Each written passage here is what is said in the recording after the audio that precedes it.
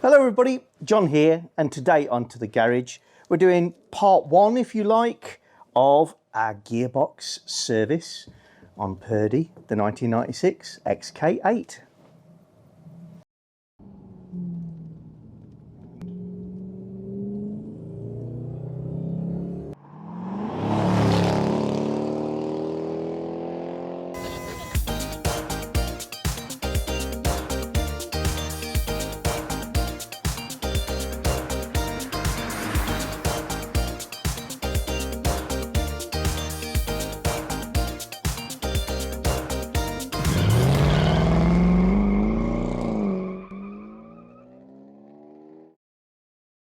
So what's part one, you may say?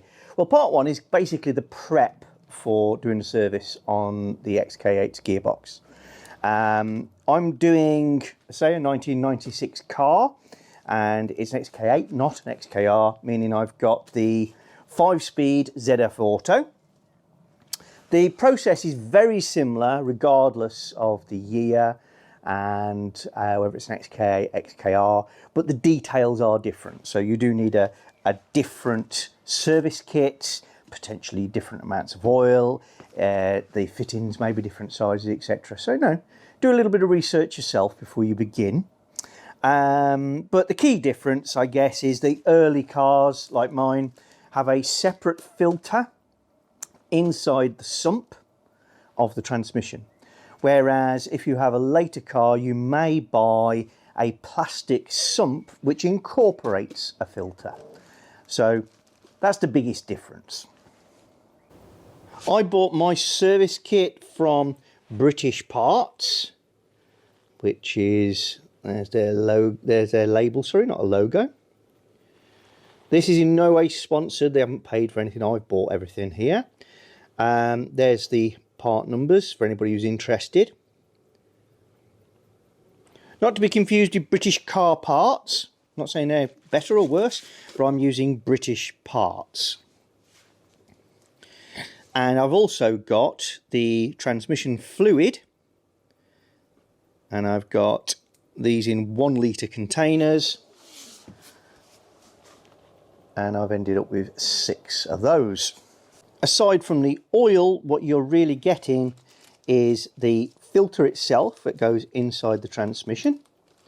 You're getting a new O-ring, which is to join and seal the filter to the transmission.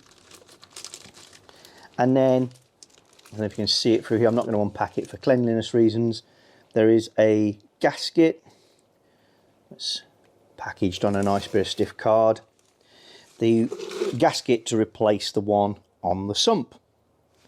So oil, filter, O-ring, gaskets. That's what you need. This is not the sort of channel where I'm going to lay out all the tools that you need for the job, because, you know, to my mind, if you're even looking at doing this, you're going to have screwdrivers and you're going to have ratchets and all those sorts of bits and pieces.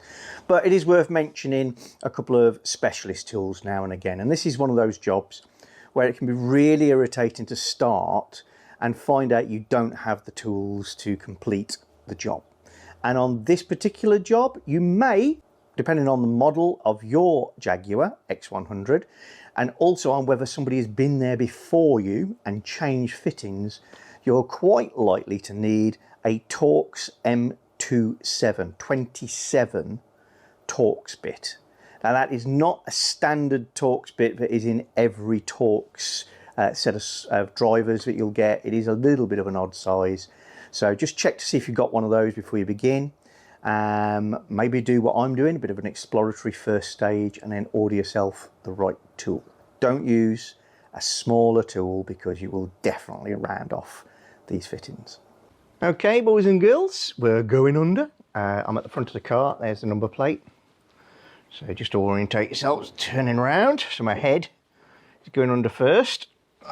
So now looking at the number plate from the back. And as I roll back, that's the sump of the engine. And as I go back further, if you've not got a convertible, this will be alien to you. That's cross bracing. It's only on convertible cars. I go back a little further. we reach the bell housing. There's a little cover there, look, and inside there, can't really see it, is the torque converter. Pop that back on. That's the elbow at the bottom of the catalytic converters. That's actually the catalytic converter. And a second sump or pan that you see, that is the gearbox sump. That is the drain plug that we're going to use to let the oil out. But one of the main reasons for coming under here to do a little bit of prep work is you should never let the oil out of a gearbox unless you know you can get it back in. Otherwise, you're going to be stranded. So next thing to do is find the fill plug and go back a bit further. That's the very back of the sump. And on the right hand side of the gearbox, hopefully you can see, there's this cut out here. It isn't present on that side. It's quite a obvious overhanging cut out. Now the sump fill plug is in the direction my fingers are pointing, above this. So not the easiest thing to access or see. You can do the normal trick, fingertip, put your finger above, press into the end of the plug, and you can see the sort of size you're looking at. I'll save you the bother. It's an M8 hexagon, which some people would call a H8. Now let me see if I can find mine. There we go, that one. Yeah, that one's marked as a H8 for hexagon 8. And I've put it on a very short wobble extension. Make sure I'm on undo. Nope. There we go. This is a bit dodgy filming because I'm holding a camera and one-handed and moving a crawling board underneath my cart. It's not the easiest.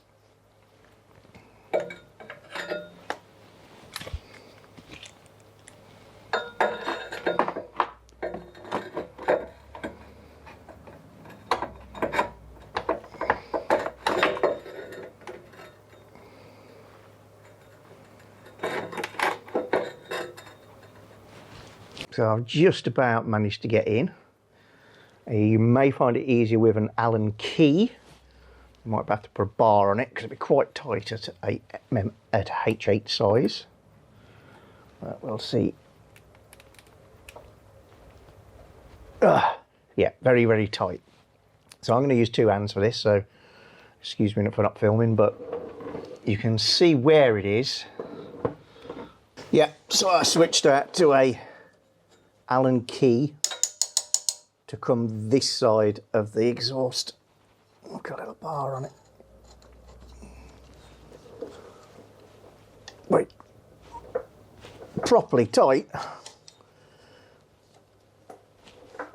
Ugh.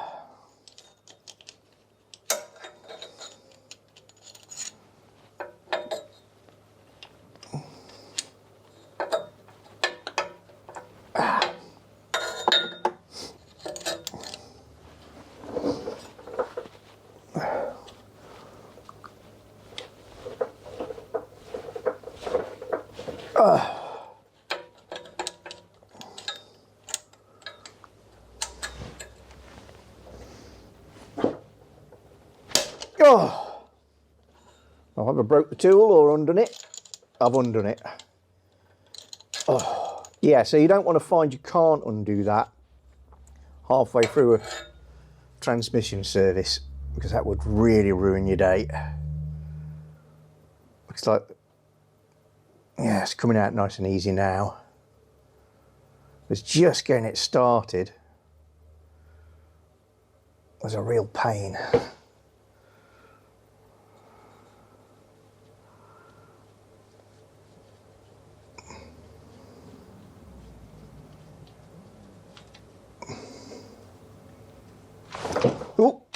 made a mistake, big mistake.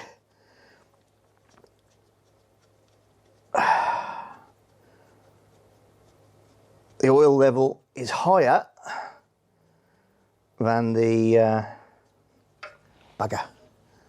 It's considerably higher than the fill plug when cold. I forgot myself there, getting excited, just wanting to see the condition of the plug. So put that back in as quick as I could, but I have somewhat soiled myself, so to speak. Okay. Yeah. Horrible. But mission accomplished. I cleaned myself up. Oh well.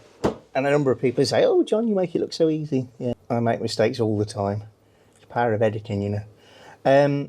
It even says on here, open only at temperatures 30 to 50 degrees C. But there you go. Right. Tidied myself up a little bit. So that's mission 1 accomplished. You want to make sure you can open the fill port, because if you can't, everything else is pointless. Now what I'm going to do is get some penetrant on all of these T27 Torx bolts. Just try and squirt a little bit under the heads. Probably not get any in, but you will try. You really should try, because they are known to snap or for the heads to let go. So it's worth going around maybe the day before you do the job, or at least an hour or so. Give it a little bit of a squirt with some decent quality penetrating oil. Whenever I say decent quality, people say, "Oh, you didn't say what, John?" It's because I'm always scared that people think I'm sponsored. But, you know, this is such a common thing, I don't think anybody needs fear. I'm using WD-40 Specialist Penetrant because it's the one I like. Is it the best? I don't know. But it is internationally available, so there's another good reason for using this stuff. Some of the great YouTube channels I watch include, I think it's called Project Farm or Farm Project, I can't remember now. There's a lot of great testing of products, but an awful lot of them are US only. So sometimes the results aren't that interesting to me. Okay, so having done that, all I'm going to do is I'm going to go around with a Torx bit and a hammer, and I'm just going to put the Torx bit in and give it a few taps. Nothing too violent, but just give it a little bit of shock, which means it might allow a bit more of the penetrant to go under the head.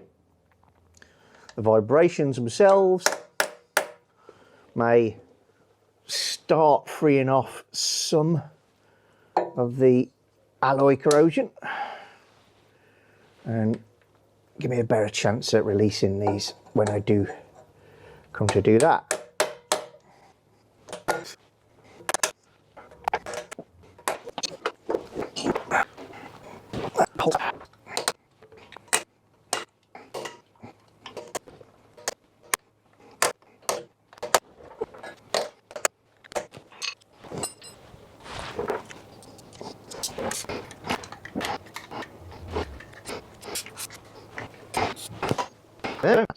You are also going to need an oil syringe or similar to do this job. So you'll need to draw up the fluid from your bottle, attach a piece of pipe, put the end of the pipe into the filler hole, and then blow the oil in. There's no possibility of pouring the oil using a funnel and pipe, etc. it's got to be pushed in. So a pressure feed system if you're lucky enough to have one, otherwise just get yourself a oil syringe. These are good for not only putting oil in but sucking and extracting fluid, so a useful thing to have. I'll put a link to mine in the description below the video. I've had this one for about 2-3 years and it's still going well.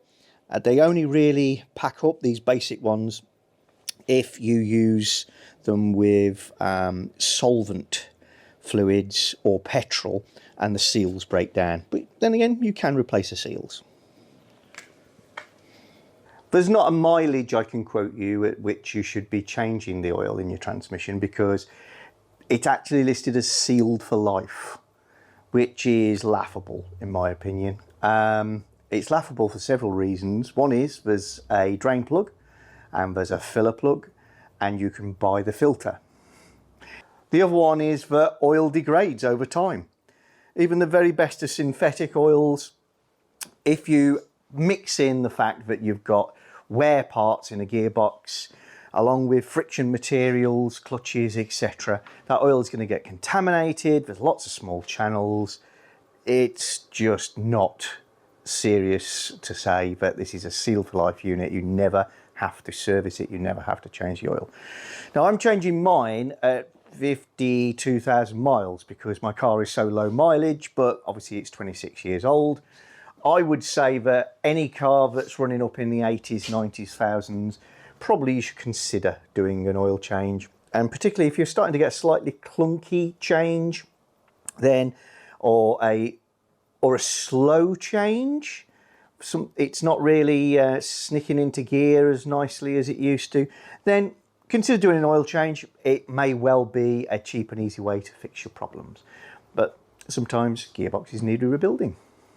My car's not exhibiting any bad symptoms at all in terms of gearbox. I'm doing this because, number one, I like to keep my car in as good a condition as I can. And number two, for you guys, just to show how it's done. Well, that's all I want to show you on this particular stage. The next stage, part 2 of this, will be getting the oil out and getting the new filter in, etc. Not doing this in parts to spread it out for my benefit, just a lack of time thing. So, see you soon guys, bye! If you're enjoying our channel, then don't forget to subscribe and click the little bell icon so you get notifications of new videos. And please give us a thumbs up or thumbs down, and you can share the videos. And below the video is always the area where you can comment and get involved with the chat.